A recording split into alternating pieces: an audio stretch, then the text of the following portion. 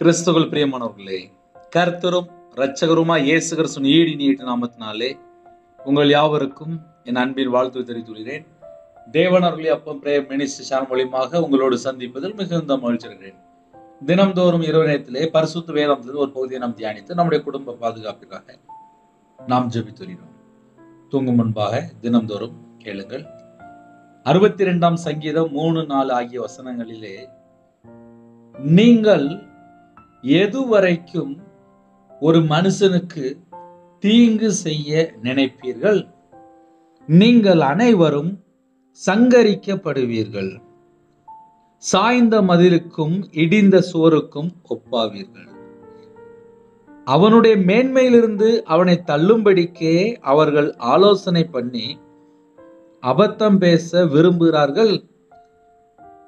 தங்கள் வாயினால் ஆசீர்வதித்து தங்கள் உள்ளத்தில் சபிக்கிறார்கள். ஹல்லேலூயா. கிறிஸ்துவுக்குள் பிரியமானவர்களே, நீங்கள் எதுவரைக்கும் ஒரு மனுஷனுக்கு தீங்கு செய்ய நினைப்பீர்கள்? இன்னைக்கு செய்தி என்ன அப்படின்னா, தீங்கு செய்ய நினைக்கிற ஜனங்கள். உங்க வீட்டில் ஒரு டைரி இருந்தா அந்த தலைப்பை மட்டும் எழுதிக்கலாம், இல்ல பைபிள் எழுதி வைத்துக் கொள்ளலாம். தீங்கு செய்ய நினைக்கிற ஜனங்கள். நீங்கள் எதுவரைக்கும் ஒரு மனுஷனுக்கு தீங்கு செய்ய நினைப்பீர்கள்? அதை நம்ம சிம்பிளா சொல்லணும் அப்படின்னா, பகையா இருப்பாங்க. அந்த பகை எத்தனை வருஷம் இருக்கும் அப்படின்னா, ஒரு தலைமுறையும் இருக்கும், 2 தலைமுறையும் இருக்கும், பக்கத்து வீடா இருக்கும். 10 வருஷம் 5 வருஷம் பகையா இருப்பாங்க. சில குடும்பத்துல எப்படி நம்ம தேசத்தெல்லாம் இருக்குல்ல, ஏகப்பட்ட தீங்கு செய்ய நினைக்கிறதுக்கு ஏகப்பட்ட ஜனங்கள் இருக்கிறாங்க. நீங்கள் எதுவரைக்கும் ஒரு மனுஷனுக்கு தீங்கு செய்ய நினைப்பீர்கள்? வேலை செய்யற இடத்துலயும் சரி, சொந்தக்காரங்களும் சரி, பக்கத்து வீடு இருந்தாலும் சரி, அதுல நம்ம பல காரியங்களை சொல்ல முடியும். ஃப்ரெண்டு, இப்படி ஏகப்பட்ட பேர் உள்ள வருவாங்க. அதுல நீங்கள் எதுவரைக்கும் ஒரு மனுஷனுக்கு தீங்கு செய்ய நினைப்பீர்கள்? நன்மை செய்வாங்க, ஆனா அந்த குடும்பத்துக்கு விரோதமா தீங்கு செய்வாங்க. நல்லது மட்டுமே செய்து வாழ்ந்துட்டு இருப்பாங்க, அந்த குடும்பத்துக்கு எப்ப பார்த்தாலும் தீமை செய்ய நினைப்பாங்க. அதை நம்ம சிம்பிளா பல மெத்தட்ல சொல்லலாம். ஆன்லைன் மூலியமா கேட்குறீங்க, ஒரு சில காரியங்கள் மட்டும் நம்முடைய சிந்தனைக்காக, நம்முடைய ஆவிக்குரிய வாழ்க்கையில வளர்றதுக்காக மாத்திரம் நம்ம தியானிப்போம். நீங்கள் எதுவரைக்கும் எப்ப பார்த்தாலும் தீங்கு செய்ய நினைக்கும் போது அவங்களுடைய வாழ்க்கையிலே தேவனுடைய தண்டனை வெளிப்படும். நீங்கள் அனைவரும் சங்கரிக்கப்படுவீர்கள். சங்கரிக்கப்படுவீர்கள் அப்படின்னா எல்லாரும் செத்து போயிருவீங்க அப்படின்னு அர்த்தம். நீங்கள் அனைவரும், யாரெல்லாம் தீங்கு செய்ய நினைக்கிறாங்களோ அவங்களால இந்த பூமியில தீர்காயுசோடு வாழ முடியாது. ஆசீர்வாதமான ஒரு வாழ்க்கை இருக்காது, ஒரு செழிப்பான வாழ்க்கை இருக்காது. என்ன பிரதர் அப்படி சொல்லிட்டீங்க அப்படின்னு சொல்லி ஒருவேளை யாராவது கேள்வி கேட்டால் அது கீழே அடுத்த பாயிண்ட் இருக்கு. சாய்ந்த மதிலுக்கும் இடிந்த சுவருக்கும் ஒப்பாவீர்கள். சாய்ந்த மதிலுக்கும், ஒரு செவரு, நல்ல காம்பவுண்ட் செவரு அப்படிம்பாங்க, நல்ல செவரு கட்டி இருந்துச்சுன்னா அந்த வீட்டுக்குள்ள யார் வேணாலும் வரும்போது கேட்டு வருவாங்க. ஆனா அந்த செவரு இடிஞ்சு கிடந்துச்சு, காம்பவுண்ட் இடிஞ்சு கிடந்துச்சு அப்படின்னா யாருனாலும் டக்குன்னு வீட்டுக்குள்ள வந்துருவாங்க. சாய்ந்த மதிலுக்கும் இடிந்த சுவருக்கும் ஒப்பாவீர்கள். ஒரு மனுஷனுடைய வாழ்க்கையில கர்த்தர் ஒரு பாதுகாப்பு வச்சிருப்பார். செய்தினுடைய ஆழம் என்ன அப்படின்னா, எல்லா குடும்பத்துக்கும் தேவன் ஒரு பாதுகாப்பு கொடுப்பார். எல்லா ஆத்துமாக்களும் என்னுடையது என்கிறார். அவருக்கு பேர் ஆவிகளின் பிதா. நம்மள மண்ணில இருந்து எடுத்து ஜீவ சுவாசத்தை தந்தவர். தலையிலிருந்து உச்சங்கல்விரிய எல்லாமே அவர் உருவாக்குனது தான். அவர் 24 மணி நேரம் பாதுகாத்தா மட்டும்தான் ஒரு மனுஷனுடைய வாழ்க்கை நல்லா இருக்கும். ஆனா அந்த கடைசி காலத்துல எப்படியாவது ஒரு குடும்பத்தை அழிக்கலாம், எப்படியாவது ஒரு குடும்பத்தை அழிக்கலாம்னு சொல்லிட்டு பல காரியங்கள் மட்டுமே யோசிச்சுக்கிட்டே இருப்பாங்க. எப்ப பார்த்தாலும் அடுத்த குடும்பத்தை அழிக்கணும், அடுத்த குடும்பத்தை அழிக்கணும். நீங்கள் எதுவரைக்கும் ஒரு மனுஷனுக்கு தீங்கு செய்ய நினைப்பீர்கள்? இப்ப இந்த கடைசி காலத்துல ஒரு இடம் வாங்குறது சரி, ஒரு இடம் விற்கிறது சரி, இல்ல நிறைய பிசினஸ் இருக்கு. இந்த பிசினஸ்ல எல்லாம் உண்மையா இருக்கிறாங்களான்னு சொல்லி தேவன் பார்ப்பார். இந்த போலி பத்திரம், இந்த இடத்த தப்பா விற்கிறது, இப்படி ஏகப்பட்டது தேசத்துக்குள்ள எங்கெல்லாமோ என்னெல்லாமோ நடக்கும். ஆனால் தேவன் பார்த்துட்டு இருப்பார். தேவன் நீதி உள்ள நியாயாதிபதி. எப்படி ஒரு வீட்டுல காம்பவுண்ட் சுவர் இருந்துச்சுன்னா அந்த குடும்பம் பாதுகாக்கப்படுதோ, அதே போல ஆவிக்குரிய வாழ்க்கையில நமக்கு ஏகப்பட்ட பாதுகாப்பு கொடுப்பார். முன்னும் பின்னுமா தேவ தூதன் நிற்பாங்க, தம்முடைய ரத்த கோட்டைகளை மூடி வச்சிருப்பாரு, கிருபையினால நிரப்புவாரு, நம்மளை சுற்றி ஏகப்பட்ட நம்மளுக்கு கிஃப்ட் வச்சிருப்பாரு. அந்த கிஃப்ட் எல்லாம் நம்மளை விட்டு எப்ப போகுது? தேவனோட பிரசன்ன, தேவனோட மகிமை, இதெல்லாம் எப்ப நம்மளை விட்டு விலகுது அப்படின்னா பாவம் செய்யும் போது. புதிய ஏற்பாட்டில் எப்படி எழுதப்படுது அப்படின்னா, பாவம் செய்யும்போது தேவனோட மகிமை அற்றவர்களாகி, தேவனோட மகிமை இல்லைனாலே அந்த இடத்துக்குள்ள பிசாசு உள்ள என்டர் ஆயிடுவான், சாத்தான் உள்ள வந்துருவான். ஏன்பா சாத்தான் உள்ள வந்தான் அப்படின்னு சொல்லி கேட்டா, அவங்க தீங்கு செய்ய நினைக்கும் போதுதான் பிசாசு உள்ள என்டர் ஆகிறான். அப்ப நன்மை செய்ய ஆரம்பிக்கும் போது கிருபையும் சத்தியமும் அவங்களுக்கு உண்டு. ஒரு மனுஷன் எப்ப பார்த்தாலும் தீங்கு மட்டுமே செய்யணும்னு நினைக்கிறான் அப்படின்னா அவன் பிசாசினால் உண்டாயிருக்கிறான்.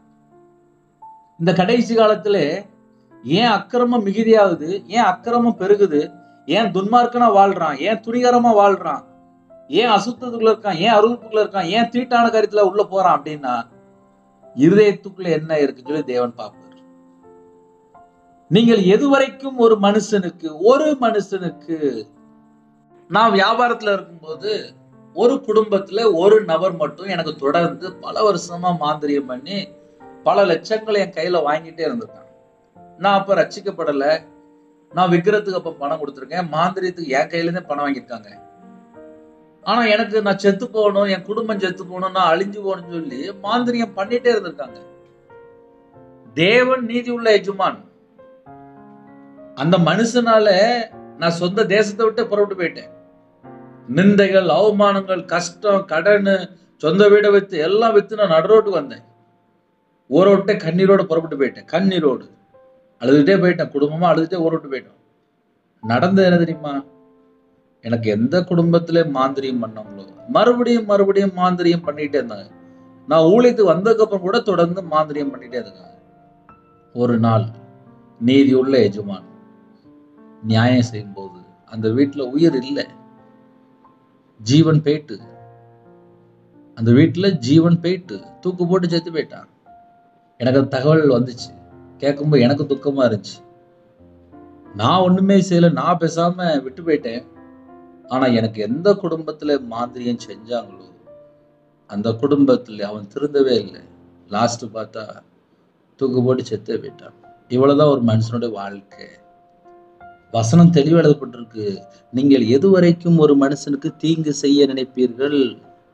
இந்த இரவு நேரத்துல கூட கர்த்தருடைய பிள்ளைகளுக்கு விரோதமாக யாராவது தீங்கு செய்தால் கர்த்தர் சங்கரிக்க சித்தமா இருக்கிறார். நீங்கள் அனைவரும் சங்கரிக்கப்படுவீர்கள். அதுல ஏன் அனைவரும் அப்படின்னா, ஒரு மனுஷனை கொல்றதுக்காக, ஒரு மனுஷனை அழிக்கிறதுக்காக, ஒரு மனுஷனுடைய வியாபாரத்தை அழிக்க, ஒரு மனுஷனுடைய வேலையை காலி பண்ண, ஒரு குடும்பத்தை அழிக்க, சொந்தக்காரங்க, பந்தம், இன்னும் வேலை செய்யற இடத்துல அங்க இங்கன்னு சொல்லி ஏகப்பட்ட லிஸ்ட் வரும். எப்படியாவது இவனை அந்த கம்பெனில தூக்கிடணும், எப்படியாவது வியாபாரத்துல இருந்து அழிச்சிடணும், எப்படியாவது இவனை கஷ்டப்படுத்திடணும், எப்படியாவது இவனை அழிச்சிடணும் சொல்லிட்டு பல காரியங்கள் செய்து கொண்டே இருப்பாங்க. ஒரு நபரா இல்ல, பல நபர்கள் ஒரு டீம் ஒர்க் மாதிரி பண்ணிட்டு இருப்பாங்க. இது எல்லாமே பிசாஸ் தான். ஒவ்வொரு மனுஷனுக்குள்ள போய் கிடந்துட்டு பிசாஸ் சேட பண்ணிடும். நீங்கள் அனைவரும் சங்கரிக்கப்படுவீர்கள். மனம் திரும்பினால் விடுதலை, மனம் திரும்பினால் ரட்சிப்பு, மனம் திரும்பினால் கர்த்தர் மீட்டெடுப்பார், மனம் திரும்பினால் மறுபடியும் கட்டப்படுவீர்கள். அப்ப சில குடும்பத்திலே தீங்கு செய்ய மட்டுமே நினைத்து வாழ்ந்துட்டு இருப்பாங்க. அந்த குடும்பத்துக்கு விரோதமாக தேவனுடைய கோபம் வெளிப்படும் போது யாரும் பக்கத்துல நிக்க முடியாது. நீங்கள் அனைவரும் சங்கரிக்கப்படுவீர்கள். சாய்ந்த மதிலுக்கும் இடிந்த சுவருக்கும் ஒப்பாவீர்கள். சாய்ந்த மதில், செவுரு அப்படியே சரிஞ்சு கிடக்கும். இடிந்த சுவருக்கும் செவுரு இடிஞ்சே போயிடும். நல்ல மழை காலத்துல பாருங்க, சில இடத்துல சில காம்பவுண்ட் சுவர்லாம் இடிஞ்சு விழுந்துரும். இடிந்த சுவருக்கும் ஒப்பாவீர்கள். வாழ்க்கை இடிக்கப்பட்ட வாழ்க்கை, சாய்ந்த மதில் அப்படின்னா அந்த வீட்டுல பாதுகாப்பு இருக்காது, அந்த குடும்பத்துக்கு பாதுகாப்பு இருக்காது. எந்த குடும்பத்துல தீங்கு செய்ய நினைக்கிறாங்களோ அவங்களுக்கு தேவனுடைய பாதுகாப்பு இருக்காது. அதுதான் உண்மையான அர்த்தம். ஒரு குடும்பத்துல ஒரு மனுஷன் எப்ப பார்த்தாலும் தீங்கு செய்ய நினைக்கிறான் அப்படின்னா முதல்ல அவனுக்கு பாதுகாப்பு இருக்காது. இப்ப யாருக்கு பாதுகாப்பு இருக்காதுன்னா, தீங்கு செய்ய நினைக்கலாம், தீங்கு செய்ய நினைக்கணும்னு சொல்லி நினைக்கும் போது அவனுக்கு பாதுகாப்பு இருக்காது. அப்புறம் அவன் தனியா போக வேண்டியதான். ஏன்னா அந்த கடைசி காலத்துல எவனை கொல்லலாம், எவனை அழிக்கலாம், எவனை கெடுக்கலாம், எவன் சொத்தை கொள்ளையடிக்கலாம். இப்படி ஒரு குடும்பம் அலைஞ்சதுக்கு அப்புறம் அங்க தேவனுடைய பாதுகாப்பு எப்படி இருக்கும், தேவனோட பிரசன்னம் எப்படி இருக்கும், தேவனோட மகிமை எப்படி மூடிக்கொள்ளும், தேவன் எப்ப கூட இருப்பார். இப்படி நினைக்கும் போது எப்படி கூட இருப்பார். தீங்கு செய்ய நினைக்கும் போது அவன் பிசாசினால் உண்டாயிருக்கிறான். ஒரு மனுஷன் பிசாசினால் உண்டாயிருக்கும் போது அவனை யாரு காப்பாற்ற முடியும்? இயேசு வந்துதான் காப்பாற்ற முடியும். அவர் தான் மீட்டு எடுப்பாரு. அவன் மனம் திரும்பி பாவத்தை அறிக்கை செய்த மட்டும்தான் பிசாசு கிளம்பும். இன்னைக்கு நிறைய குடும்பத்துல ஏன் சத்துரு போக மாட்டேங்க அப்படின்னா மனம் திரும்புறதே கிடையாது, உணர்வடையதே கிடையாது. துன்மார்க்கமா துணிகரமா இஷ்டம் போல தாறுமாறாக வாழ்ந்தால் அந்த குடும்பம் எப்படி இருக்கும்?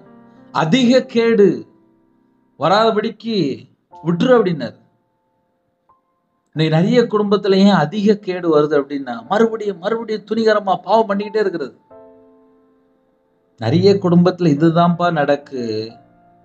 ஒரு மனுஷனுடைய வாழ்க்கையில தீங்கு செய்ய நினைக்கும் போது உடனே அடுத்த வசனம், அடுத்த லைன்ல நீங்கள் அனைவரும் சங்கரிக்கப்படுவீர்கள், சாய்ந்த மதிலுக்கும் இடிந்த சுவருக்கும் ஒப்பாவீர்கள். வாழ்க்கை இடிக்கப்பட்ட வாழ்க்கையா தான் இருக்கும், சாய்ந்து போன வாழ்க்கையா தான் இருக்கும், செழிப்பான வாழ்க்கை இருக்காது, ட்ரையான வாழ்க்கையா இருக்கும். ஒண்ணு இல்ல, ஒரு காட்டுக்குள்ள ஒரு வீடு கட்டுறாங்க.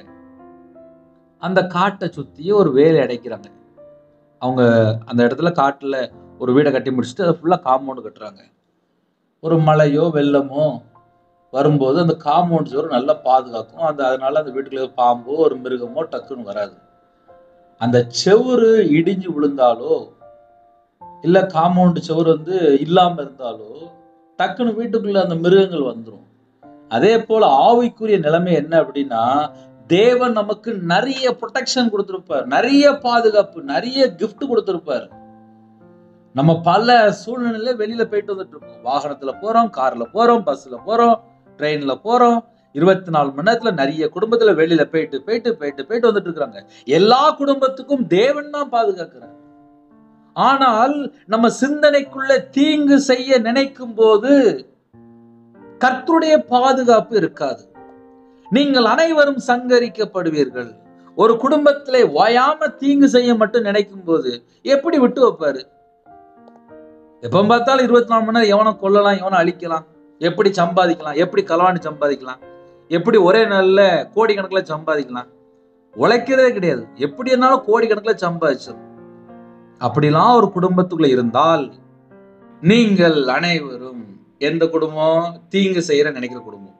நீங்கள் அனைவரும் சங்கரிக்கப்படுவீர்கள், சாய்ந்த மதிலுக்கும் இடிந்த சுவருக்கும் ஒப்பாவீர்கள்.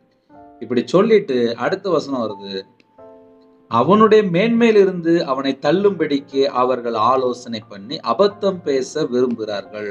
தங்கள் வாயினால் ஆசீர்வதித்து தங்கள் உள்ளத்தினால் சபிக்கிறார்கள். தங்கள் வாயினால் ஆசீர்வதித்து தங்கள் உள்ளத்தில் சபிக்கிறார்கள். வெளிப்பிரகாரமா பார்த்தா நீ எல்லாம் நல்லா இருப்படே, நீ ஆசீர்வாதமா இருப்படே, உன் குடும்பம் நல்லா இருக்குண்டே, நீ எவ்வளவு நல்லவன் அப்படின்னு சொல்லி புகழ்ந்து பேசுவாங்க, ஆசீர்வதிப்பாங்க உள்ளது வாயில இருந்து. ஆனா உள்ளத்திலே சபிப்பாங்க. இவமெல்லாம் எங்க நல்லா இருக்க போறான் அப்படின்னு சொல்லி உள்ளத்துல இருந்து இப்படி பேசிட்டு இருப்பாங்க. அவனுடைய மேன்மையிலிருந்து அவனை தள்ளும்படிக்கே ஒரு பெரிய போஸ்ட்ல இருப்பாங்க. சார் வணக்கம் சார் அப்படின்னு சொல்லி நல்ல பெருமையா பேசிட்டு இருப்பாங்க, புகழ்ந்து பேசிட்டு இருப்பாங்க, மேன்மையா பேசிட்டு இருப்பாங்க. ஆனா இன்னொரு பக்கம் பார்த்தா தங்கள் வாயினால் ஆசீர்வதித்து தங்கள் உள்ளத்தில் சபிக்கிறார்கள். அவனை தள்ளும்படிக்கே அவர்கள் ஆலோசனை பண்ணி, பக்கத்துலதான் போய் இருக்கிறான், ஆனா அவனுடைய சிந்தனைக்குள்ள என்ன இருக்கு அப்படின்னா, அவனை தள்ளும்படிக்கே அவர்கள் ஆலோசனை பண்ணி. சில குடும்பத்துல ஜெபகுறிப்புலாம் வரும்.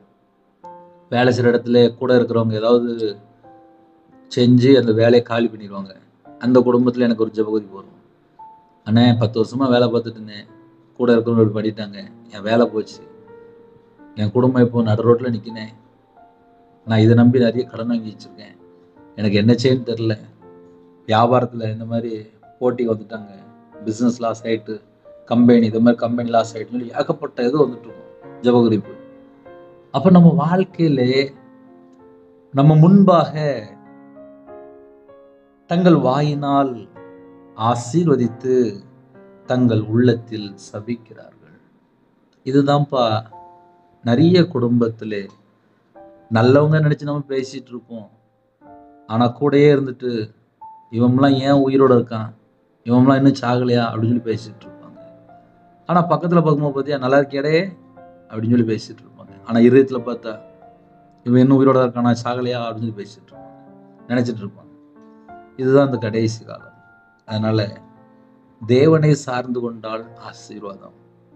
மனுஷனை நம்பி ஓடி ஓடி ஓடி என்னை ஏமாத்தி விட்டான், ஐயோ என்னைய இப்படி பண்ணிவிட்டான் அப்படி பண்ணிவிட்டான்னு சொல்லிட்டு புலம்பிட்டு இருக்கக்கூடாது. தேவனை சார்ந்து கொண்டு வாழ்வோம், ஆசீர்வாதங்களை பெற்றுக்கொள்வோம். ஒரு சின்ன ஜெபம் பண்ணி முடிக்க போறேன். இருக்கிற இடத்துல அப்படியே கண்கள் மூடி நாம் ஜெபம் செய்வோம். பரிசுத்தமுள்ள நல்ல பிதாவே, உம்மை நன்றியோடு துதிக்கிறோம் சொல்கிறோம்ப்பா. எங்களுக்காக ஜீவனை தந்த ஜீவாதிபதியானவரே, உம்மை நன்றியோடு துதிக்கிறோம் சொல்கிறோம்ப்பா. எங்களுக்குள்ள வாசம் பண்ணி இந்த பரிசுத்த ஆவியானவரை உம்மை நன்றியோடு துதிக்கிறோம் சொல்கிறோம்ப்பா. உங்களோட ரத்த கொட்டைகளை எங்களை பாதுகாக்கிற கிருபைக்காக நன்றி. எங்களுடைய பாவங்கள் எங்களோட அக்கிரமம் எதுவாக இருந்தாலும் மன்னிச்சிருங்க. இரவும் போலுமா பாதுகாக்கிற கிருபைக்காக நன்றி. நைட் ஷிஃப்ட்ல இருக்காங்க, நைட்டு டிரைவிங்ல இருக்காங்க, கர்த்தருடைய கரம் பிள்ளைகளோட கூட இருக்கட்டும். சரீரத்தில் பலவீனத்தோடு படுத்த படுக்கையில் எந்த குடும்பத்தில் இருக்காங்களோ உங்களுடைய தலைமுறை கரத்தினால தொட்டு சுகமாக்கித்தாங்க. கடனில் உபத்திரத்தில் கஷ்டப்படுற ஜனங்களை கர்த்தர் மீட்டெடுங்க. அவங்களுடைய சந்ததியை ஆசிரிங்க. பிரிந்து போன குடும்பம் இணைந்து வாழணும், கர்த்தர் கிருபை செய்யுங்க. திருமணத்துக்கு ஆயத்தமா இருக்காங்க, ஏற்ற துணையை தாங்க. டெலிவரி போறாங்கப்பா, பரம வைத்தியர் கூட இருங்க. மாசமா இருக்காங்க, கர்த்தருடைய கரம் பிள்ளைகளோட கூட இருக்கட்டும். யாரெல்லாம் கற்பத்தை நிகழ்ச்சிப்படுறாங்க கர்த்தர் கூட இந்த ஆசிரியங்க. தேவன் அருளி அப்போ மெனிசன்ல உங்களுடைய பாதுகாப்பு அர்ப்பணிக்கும். இணைந்திருக்கிற எல்லா குடும்பமும் நாங்க எல்லாரும் ஆட்டுக்குட்டியான் ஜீவ புஸ்தகத்துல அப்ப எழுதப்படணும்ப்பா. தீட்டான காரியம், பொய்யான காரியம், அருவருப்பான காரியம் எதுவா இருந்தாலும் மன்னித்து எங்களை மறுபடியும் ஏற்றுக்கொள்ளுங்கப்பா. உங்க கரம் உங்க பிள்ளைகள் கூட இருக்கட்டும். இன்பமான தூக்கம் தாங்க, அதிகால வேலை எழுப்பிடுங்க. எந்த குடும்பத்துல நைட் நேரத்துல பலவிதமான பிரச்சனையோடு ஜெபிக்கிறாங்களோ சமாதானத்தை கட்டிடுங்க, ஆசீர்வாதத்தை கட்டிடுங்க. என்னோட ஆவியை உங்களுடைய கரத்துல பண்ணிடும். வரக்கூடிய காரியத்தை வெளிப்படுத்துங்க. தேவையில்ல சொப்பனங்கள் எல்லாவற்றையும் விளைக்கிறங்க. இரவு நேரத்திலே எந்த குடும்பத்துல வெளியில இருக்காங்களோ வெளிநாட்டுல இருக்காங்களோ எல்லாருக்கும் உங்களோட ரத்த கொட்டைகளை வேலை அடைத்து மூடி மறைத்து பாதுகாத்துங்க. குறைகள் குற்றங்கள் எல்லாவற்றையும் மன்னித்து பரிசுத்தப்படுத்தி ஆசுரிங்க. உங்களுடைய கிருபையெல்லாம் நிரப்பி ஆசுரிங்க. முன்னும் பின்னுமா தேவ தூதர் நிப்பாட்டுங்க. யாரெல்லாம் ஜெபிக்கிறாங்களோ எங்க இருதயத்துக்குள்ள இயேசு கிறிஸ்து ராஜா மகா பிரபு வாங்கப்பா. உங்க கரத்துல அர்ப்பணிக்கும். துதிகான மகிமையெல்லாம் முருகே செலுத்திடும். இயேசு கிறிஸ்து பிதாவே ஆமென். தேவனுக்கு மகிமையுண்டதாக. கர்த்தர் தாமே உங்களையும் உங்கள் குடும்பத்தையும் சகல காரியத்திலும் சம்பூர்ணமாக திருப்தியாக கர்த்தர் கொடுத்து ஆசீர்வதிப்பாராக. ஆமென். கர்த்தராகிய இயேசு கிருபையும் பிதாவாகிய அன்பும் பரிசுத்தனோட ஐக்கியமும் இப்பொழுதும் எப்பொழுதும் சதா காலங்களிலும் நம்ம அனைவரும் கொடுப்பதாக. ஆமென். கிறிஸ்துவில் பிரியமான பிள்ளை 9363064181 என நம்புதல் உண்டால் நாங்கள் உங்களுக்காக குடும்பத்தை ஜெபிப்போம். நீங்களும் என்னுடைய ஊழியர்களுடன் ஜெபித்தவர்கள் கர்த்தரும் குடும்பத்தை அபரிதமாக ஆசீர்வதிப்பாராக. ஆமென். God bless you.